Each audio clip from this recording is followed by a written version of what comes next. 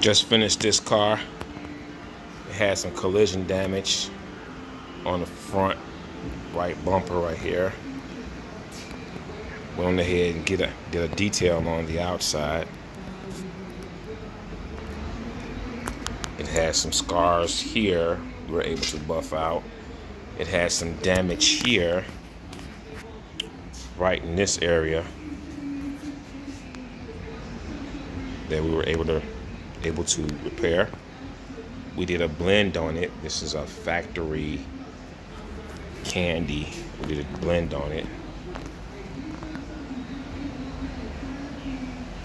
so you can see the quality.